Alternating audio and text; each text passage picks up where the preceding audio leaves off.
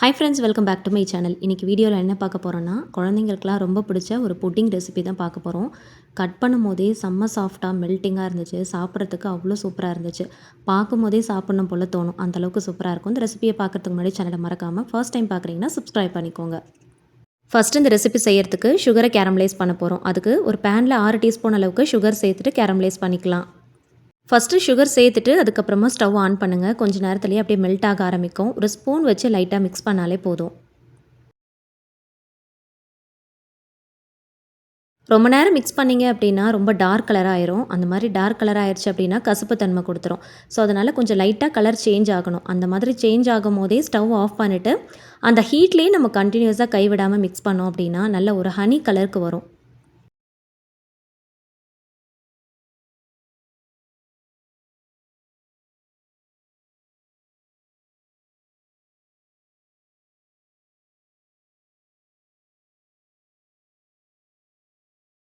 கொஞ்ச நேரத்திலே பாருங்கள், இந்த மாதிரி கொஞ்சம் லைட்டாக கலர் சேஞ்ச் ஆக ஆரம்பிக்குது இல்லையா? ஸோ இப்போயே வந்து நம்ம ஸ்டவ் ஆஃப் பண்ணிடலாம்.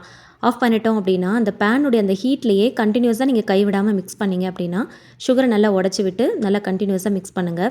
கலர் வந்து அப்படியே சடனாக சேஞ்ச் ஆகும் பாருங்கள். நம்ம கொஞ்ச நேரம் வந்து அடுப்புலேயே வச்சுருந்தோம் அப்படின்னா ரொம்ப டார்க் கலராக ஆயிரும். அதனால் ஸ்டவ் ஆஃப் பண்ணிவிட்டு அந்த ஹீட்லேயே நீங்கள் மிக்ஸ் பண்ணுங்கள். அப்போ தான் இந்த மாதிரி ஹனி கலருக்கு நமக்கு கரெக்டாக வரும். இது வந்து கசக்காது. ரொம்ப டார்க் ஆயிடுச்சு அப்படின்னா கசப்பு தன்மை கொடுத்துரும். எந்த பவுலில் நீங்கள் புட்டிங் செய்ய போகிறீங்களோ அந்த பவுலை வந்து ஃபஸ்ட்டே ரெடியாக எடுத்து வச்சுக்கோங்க. சுகரை கேரமலைஸ் பண்ண உடனே அப்படியே மாற்றி செட் பண்ணிடணும்.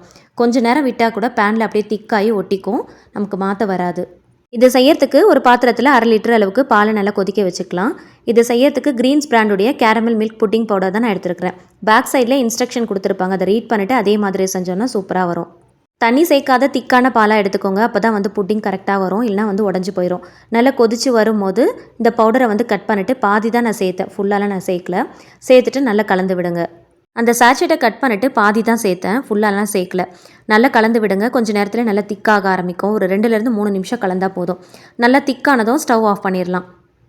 ரொம்ப விட்டுட்டோம் அப்படின்னா ரொம்ப கட்டியாயிரும். ஓரளவுக்கு நல்லா திக்கானதுக்கப்புறம் ஸ்டவ் ஆஃப் பண்ணிவிட்டு கேரமலைஸ் பண்ண அந்த சுகரை நம்ம மாற்றி ஒரு பவுலில் செட் பண்ணி வச்சுருந்தோம் இல்லையா, அதில் இந்த பாலை வந்து அப்படியே வடிகட்டிக்கலாம். டேரெக்டாக சேர்க்காமல் வடிகட்டிட்டு சேர்த்துக்கோங்க.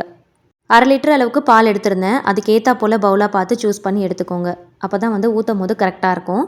ஊற்றின உடனே கொஞ்சம் நேரம் அப்படியே ஆற விட்டுருங்க. ரூம் டெம்பரேச்சருக்கு வரணும். கொஞ்சம் நல்லா ஆறுனதுக்கப்புறம் மேலே இந்த மாதிரி ஏடு மாதிரி செட் ஆகும். இதை அப்படியே எடுத்துகிட்டு போய் ஃப்ரிட்ஜில் வச்சிடலாம். இந்த புட்டிங் செட் ஆகிறதுக்கு கண்டிப்பாக ஒரு 2 ஹார்ஸ் ஆகுது டைம் எடுக்கும்.